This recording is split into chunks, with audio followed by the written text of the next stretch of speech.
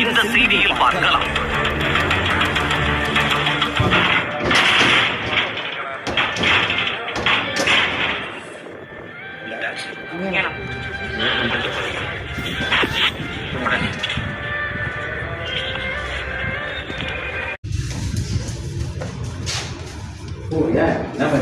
நீங்க என்ன பண்றீங்க?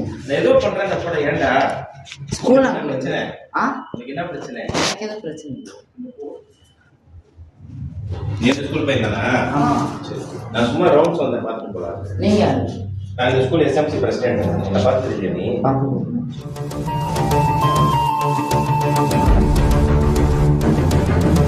பள்ளி மேலாண்மை குழு தலைவியின் கணவரிடம்தான் இந்த பள்ளியின் அனைத்து சாவிகளும் இருக்கிறதாம்.